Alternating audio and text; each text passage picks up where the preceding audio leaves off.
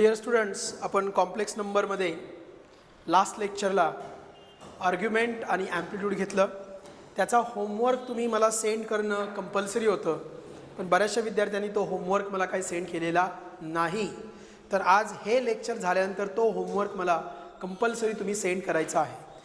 आता कॉम्प्लेक्स नंबरमधला last part cube roots of unity, अतिशय महत्त्वाचा, अतिशय सोपा, अतिशय इंटरेस्टिंग, परीक्षेला हमखास मार्क पाडून देणारा पार्ट म्हणजे cube roots of unity.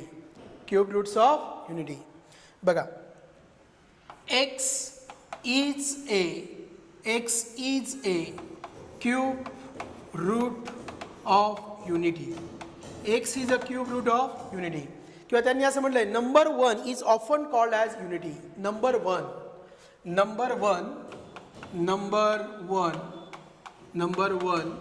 is often called as unity. Number 1 ला आपण शक्यतो काय म्हणतो? Unity. So x is cube root of unity. x is cube root of unity. x is the cube root of unity, that is 1. मग काय होणार बघा, x cube equal to 1, मग x cube minus 1 equal to 0. मग याचे factor पडणार x cube minus 1 cube equal to 0, म्हणजे x minus 1 आणि x square plus x into 1 plus 1चा square 1 equal to 0.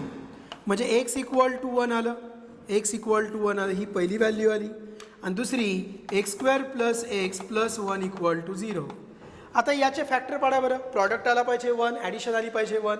Product 1 addition 1 पडत नाही, मग आपण फॉर्म्युला मेथड वापरणार. मग फॉर्म्युला मेथडसाठी a किती असणार? 1, b किती असणार? 1 आणि c किती असणार? 1. So a is 1, b is 1, c is 1. मग x इक्वल टू काय आलं? By formula method x equal to minus b plus minus under root b square minus 4ac upon 2a. So x equal to minus b plus minus under root b square minus 4ac upon 2a. मग x equal to काय आलं बघा, x equal to काय आलं? x equal to minus b म्हणजे minus 1 plus minus under root b square म्हणजे 1चा square minus 4 1 into c into 1 divided by 2a, so 2 into 1. So x equal to minus 1 plus minus 1 minus 4 upon 2. So x equal to minus 1 plus minus root minus 3 upon 2. So x equal to minus 1 plus minus this is 3 into root minus 1 upon 2, कारण की root minus 3 आपण म्हणतो 3 into minus 1, so root 3 into root minus 1.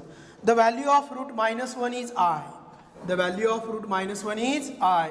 So x equal to minus 1 plus minus root 3 into i upon 2. आता इथे plus minus आले, त्यामुळे x ला 2 values येतील. बघा, x ला 2 व्हॅल्यूज येणार. सो x इक्वल टू पहिली व्हॅल्यू आली x equal to minus 1 plus root 3i upon 2. दुसरी व्हॅल्यू आली minus 1 minus root 3i upon 2. म्हणजे x ला किती व्हॅल्यू झाल्या? 2. x ला 2 व्हॅल्यू झाल्या. पहिली आली x इक्वल टू 1, पुढची आली x equal to minus 1 plus root 3i upon 2.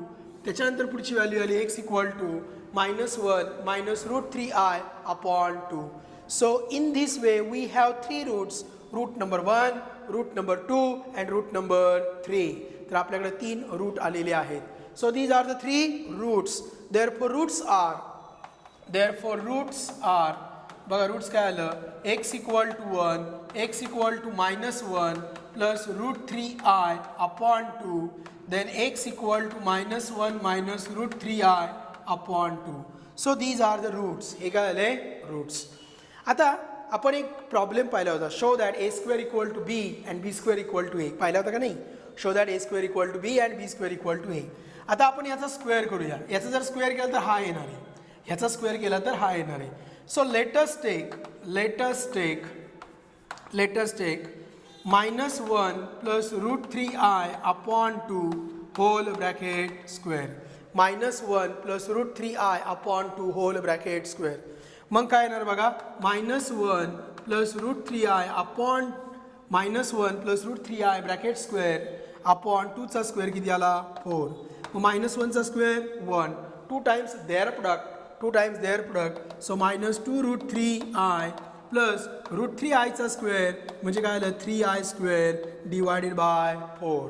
So square of first term minus 1चा square 1 minus 2 times their product आणि शेवटच्याचा square. Then the value of I square. Value of I square. What is the value of I square? Minus 1.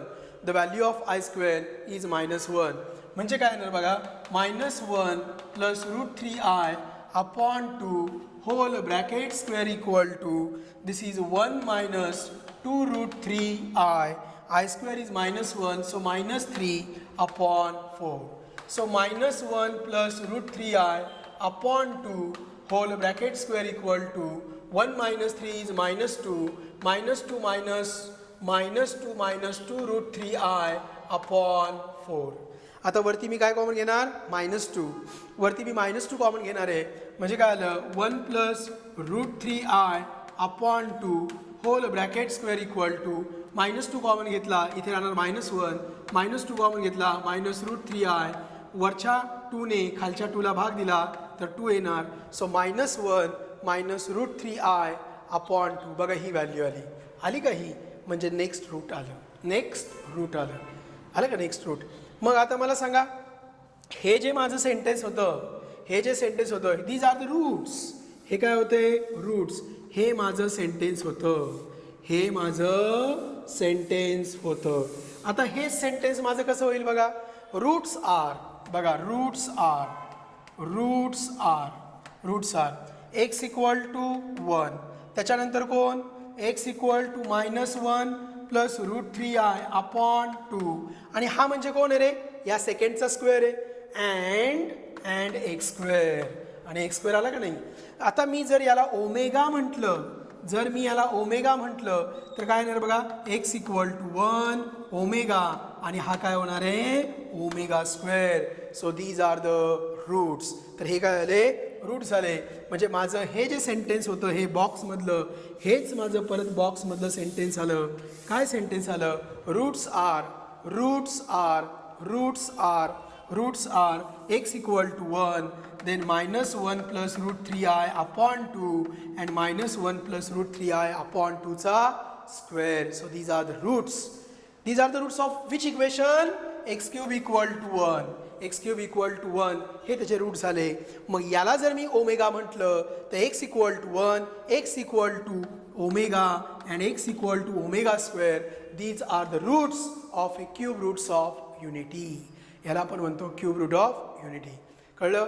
मग omega आपण एकशे ऐवजी काय म्हणणार आहे आजपासून omega is a cube root of unity. मग माझं ब्रॉड स्टेटमेंट झालं omega is a cube root of unity.